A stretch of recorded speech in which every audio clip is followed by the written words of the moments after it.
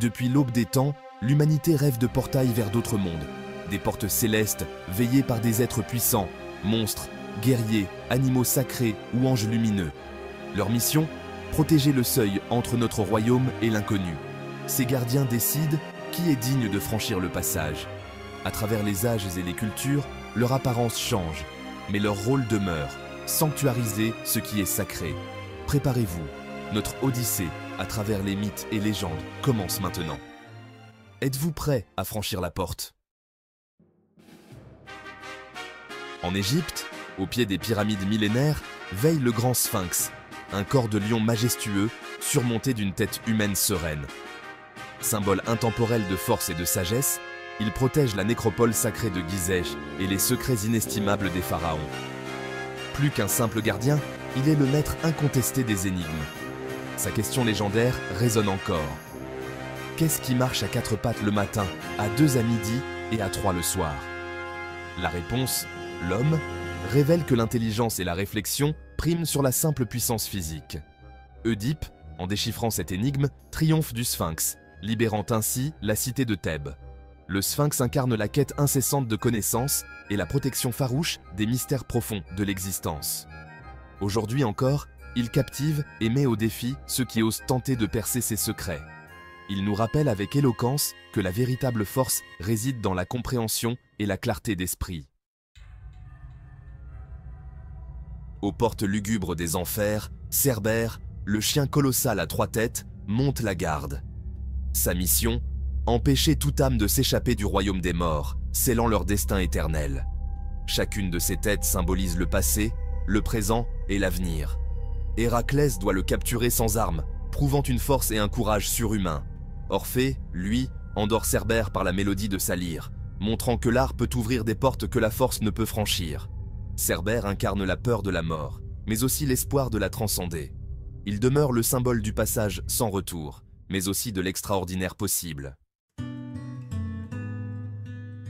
Au Japon, l'entrée des temples bouddhistes séculaires et des sanctuaires shintoïstes vénérés est veillée par des statues d'une puissance impressionnante.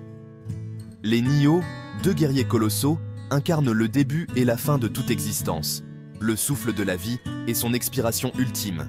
Leur posture dynamique et menaçante repousse les esprits maléfiques et assure la paix profonde du temple. Passer entre eux, c'est quitter le tumulte du monde profane pour pénétrer dans le sanctuaire du sacré. Les Komainu, ces majestueux chiens-lions, montent à la garde devant les sanctuaires shintoïstes. L'un a la gueule ouverte, prononçant le son A, le début. L'autre, la gueule fermée, prononçant le son 1, la fin. Ensemble, ils repoussent le mal et protègent les esprits bienveillants. Ces gardiens sont intrinsèquement liés à l'architecture, visible et imposant pour tous. Ils rappellent aux visiteurs attentifs de respecter la sainteté du lieu et de se préparer à une expérience spirituelle profonde. Plus que de simples statues, ils sont le seuil vibrant entre l'ordinaire et le sacré, l'ici et l'au-delà. Ils protègent le chemin vers la sérénité et la paix intérieure. Leur présence silencieuse invite à une transformation personnelle. Au Japon, le gardien est omniprésent, partout où le sacré prend racine. Dans le bouddhisme, les 4 rois célestes, les Shitenno, protègent avec une vigilance inébranlable les 4 directions cardinales du monde. Chacun veille sur une portion du cosmos, commandant des légions célestes contre les forces du mal et de l'obscurité. Jikokuten, Zochoten, Komokuten et Tamonten incarnent avec majesté la force inébranlable, la vigilance aiguë, la sagesse profonde et la compassion infinie. Leurs statues imposantes, placées à l'entrée des temples, écrasent symboliquement les démons de l'ignorance et de l'illusion. Ils protègent le dharma, la loi universelle, et l'espace sacré du temple, maintenant ainsi l'équilibre harmonieux de l'univers. Ces rois divins nous rappellent que l'ordre cosmique et les vertus morales sont indispensables pour franchir le seuil spirituel et progresser sur le chemin de l'éveil. Ils sont les gardiens inflexibles de l'ordre universel et les sentinelles du chemin menant à l'illumination. En Chine, la mythique porte du dragon n'est pas veillée par un monstre féroce, mais par la nature elle-même, dans toute sa puissance. Selon une légende ancestrale, la carpe qui parvient à remonter et à franchir la cascade impétueuse du fleuve jaune se métamorphose en un dragon majestueux. Ce passage spectaculaire symbolise la persévérance indomptable et la transformation radicale. La cascade est l'obstacle redoutable, le gardien implacable. Seuls les plus déterminés et les plus audacieux réussissent cette ascension. Cette histoire inspirante motive des générations d'étudiants et de rêveurs à surmonter les épreuves les plus ardues pour s'élever au-delà de leurs limites. La porte du dragon représente la mobilité sociale, l'ascension personnelle et la réalisation des aspirations les plus nobles. Ici, le défi lui-même est le gardien et la victoire suprême, une véritable métamorphose de l'être. Elle nous enseigne avec sagesse que les plus grands obstacles se trouvent souvent en nous-mêmes, dans nos propres doutes et peurs. Franchir cette porte, c'est se dépasser, transcender son ancienne condition. Le vrai gardien, en fin de compte, c'est notre propre volonté inébranlable. Dans la Genèse, après l'exil déchirant d'Adam et Ève, Dieu place des chérubins redoutables et une épée flamboyante qui tournoie sans cesse à l'entrée du jardin d'Éden. Ces êtres célestes, d'une puissance intimidante, interdisent l'accès à l'arbre de vie et, par conséquent, à l'immortalité. Les chérubins incarnent la frontière infranchissable, la barrière éternelle entre l'humain déchu et le divin sacré. Leur présence marque la perte irréversible de l'innocence originelle et la séparation douloureuse d'avec le paradis perdu. Ils ne sont pas des épreuves à surmonter par la force ou la ruse, mais un sceau définitif, une sentence immuable.